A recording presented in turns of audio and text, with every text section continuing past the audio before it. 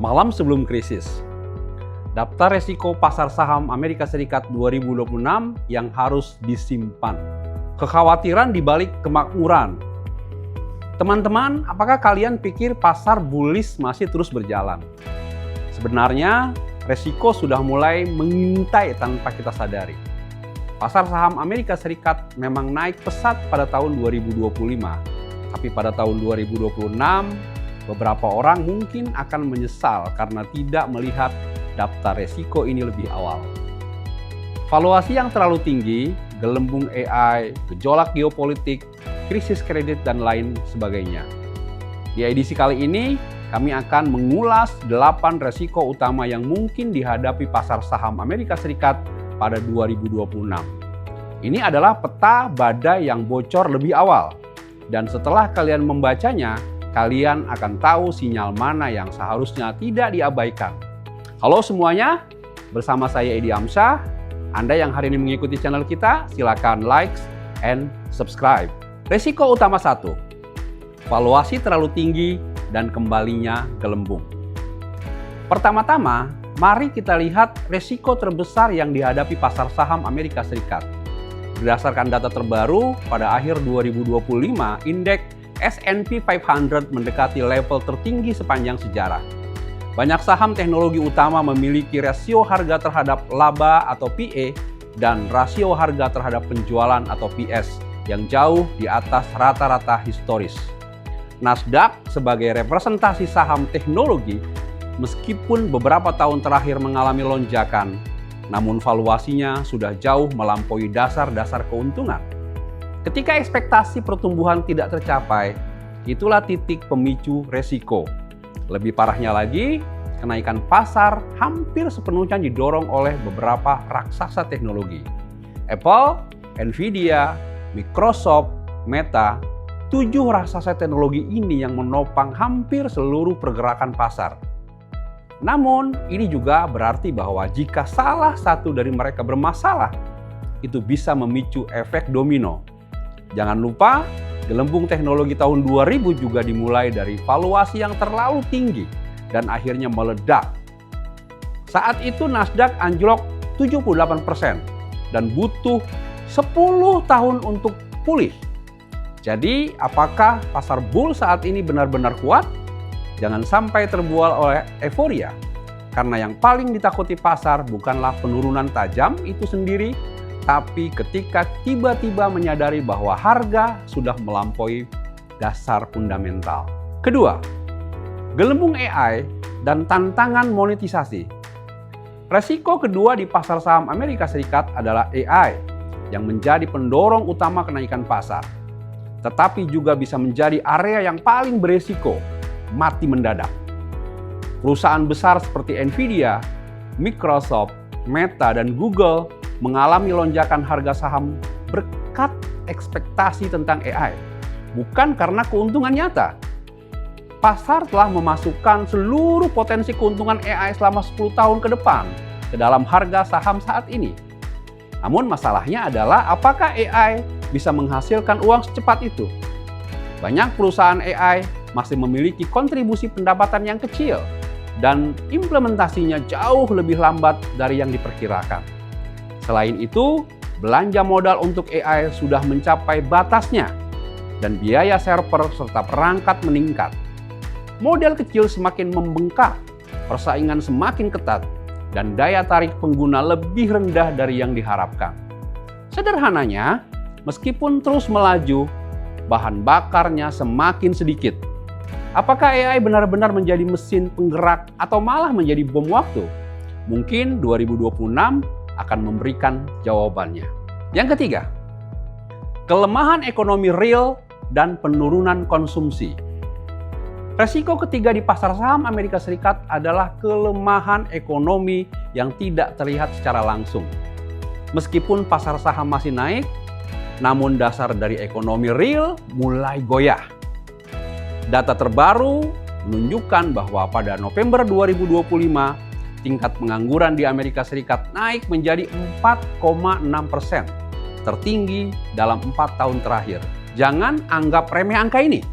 karena ini tidak hanya menunjukkan pengurangan perekrutan dan pendinginan pasar tenaga kerja, tetapi juga merupakan tanda bahwa konsumsi mulai melemah. Perlu diketahui, 68% ekonomi Amerika Serikat bergantung pada pengeluaran konsumen. Begitu pengeluaran melemah, laba perusahaan akan cepat terpengaruh. Lebih lanjut, dalam 2 tahun terakhir, konsumsi rumah tangga Amerika Serikat didorong oleh efek kekayaan dari kenaikan pasar saham, tabungan yang belum habis setelah pandemi, serta pelonggaran kredit dan kebiasaan belanja terus. Namun sekarang, kredit semakin ketat, tabungan hampir habis, dan tingkat tunggakan pinjaman rumah serta kendaraan meningkat. Banyak keluarga kelas menengah mulai mengetatkan ikat pinggang mereka, dan perubahan ini secara perlahan mengubah proyeksi pendapatan perusahaan. Jika tren ini berlanjut, pada tahun 2026 pasar saham Amerika Serikat kemungkinan besar akan mengalami penurunan laba terlebih dahulu, diikuti dengan penurunan valuasi. Dengan kata lain, pasar terus naik, sementara ekonomi mulai turun, dan saat kedua garis ini akhirnya bertemu, itulah saat resiko sebenarnya mulai terungkap. Keempat, reaksi balik suku bunga dan inflasi yang membandel. Resiko keempat di pasar saham Amerika Serikat adalah suku bunga dan inflasi, yang terlihat menguntungkan tetapi sebenarnya menyimpan potensi resiko. Pada 2025, Federal Reserve telah menurunkan suku bunga 3 kali berturut-turut, dan pasar bersorak gembira dengan pasar saham melonjak tinggi. Namun, apakah ini benar-benar semua resiko telah hilang? Jangan lupa bahwa kebijakan moneter adalah pedang bermata dua. Penurunan suku bunga tidak berarti tanpa resiko, malah bisa jadi justru awal dari resiko itu sendiri. Masalah pertama, apakah suku bunga benar-benar akan terus turun? Jika inflasi kembali naik pada 2026, atau defisit anggaran pemerintah semakin memburuk, Federal Reserve mungkin terpaksa untuk menaikkan suku bunga lagi, bahkan mengakhiri siklus pelonggaran lebih cepat dari yang diharapkan. Begitu suku bunga naik, tingkat diskonto meningkat, dan valuasi perusahaan akan langsung tertekan. Terutama saham-saham pertumbuhan yang bergantung pada keuntungan masa depan yang akan paling berdampak. Masalah kedua, yang lebih sulit diatasi, inflasi tidak mudah turun. Pasar umumnya mengharapkan inflasi kembali turun ke 2%. Namun banyak lembaga yang memperingatkan bahwa dalam beberapa tahun ke depan, inflasi mungkin akan tetap berada di sekitar 3%. Ini disebut inflasi yang membandel. Artinya, biaya hidup terus meningkat dan daya beli nyata terus menurun. Perusahaan tidak dapat mengandalkan pembiayaan murah untuk ekspansi. Dan bagi perusahaan dengan utang tinggi dan bergantung pada pertumbuhan, ini akan menjadi tekanan besar. Jangan lupa, lonjakan pasar saham didorong oleh taruhan pada suku bunga rendah dan inflasi rendah. Jika kedua harapan ini gagal, pasar mungkin akan memberikan reaksi. Dan kali ini bisa jadi dengan keputusan untuk keluar. Kelima, geopolitik dan burung hitam. Resiko kelima di pasar saham Amerika Serikat adalah variabel yang selalu tidak bisa diprediksi. Mulai dari ketegangan Amerika Serikat dan China, konflik rantai pasokan global hingga perebutan sumber daya strategis seperti chip, rare earth, dan bahan baku baterai. 2026 bisa membawa burung hitam kapan saja. Apalagi jika salah satu elemen ini terganggu, seluruh rantai pasokan bisa terhambat. Bayangkan jika ada kebijakan pembatasan mendadak, ketegangan militer di Selat Taiwan, atau larangan ekspor yang dapat mengguncang pasar saham Amerika Serikat dalam sekejap. Jangan lupa, pasar paling takut bukan pada berita buruk, tetapi pada ketidakpastian yang tidak bisa dihargai. Jika konflik atau ketegangan perdagangan meningkat, itu akan memicu 3 reaksi berantai. Kenaikan emosi investor yang mencari aset aman dengan VIX atau indeks ketakutan yang melonjak. Dolar menguat tajam dan aliran modal keluar dari pasar berkembang. Penurunan proyeksi laba perusahaan multinasional yang memicu penarikan besar-besaran dana di pasar global. Yang lebih menakutkan, resiko ini tidak hanya berdampak pada sektor teknologi atau manufaktur, tetapi merusak sistem secara keseluruhan. Pasar saham Amerika Serikat yang memiliki valuasi tinggi dan konsentrasi kepemilikan yang besar bisa bereaksi jauh lebih keras dari yang kita bayangkan ketika menghadapi peristiwa geopolitik. Jadi, jangan tertipu oleh stabilitas yang tampak di permukaan, karena dunia kini berada di ambang perang dingin baru. Resiko ini mungkin tidak terjadi setiap hari, tapi sekali terjadi itu bisa membalikkan semua harapan yang telah dibangun. Keenam, pasar saham yang memicu penurunan ekonomi. Resiko keenam di pasar saham Amerika Serikat tidak datang dari guncangan eksternal, melainkan dari reaksi balik pasar itu sendiri. Dengan kata lain, pasar saham bisa malah menarik ekonomi turun. Kedengarannya seperti paradoks, bukan? Namun, semakin banyak penelitian yang menunjukkan bahwa ketidakseimbangan ini sedang terjadi. Di satu sisi, konsumsi dan investasi di Amerika Serikat semakin bergantung pada dukungan dari pasar saham. Selama aset terus naik, orang-orang merasa lebih percaya diri untuk berbelanja. Di sisi lain, kepercayaan perusahaan, perekrutan, dan rencana ekspansi juga sangat bergantung pada sentimen pasar. Namun masalahnya adalah pertumbuhan ini dibangun di atas kemakmuran yang didorong oleh valuasi dan sentimen, bukan fondasi yang nyata. Begitu pasar mengalami koreksi, nilai aset akan menyusut. Konsumen menahan pengeluaran dan perusahaan memangkas belanja.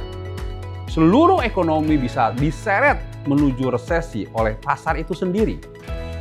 Ini bukanlah sebuah asumsi, melainkan akibat nyata dari kehilangan kendali atas efek kekayaan. Bayangkan seperti berjalan di atas tali tinggi.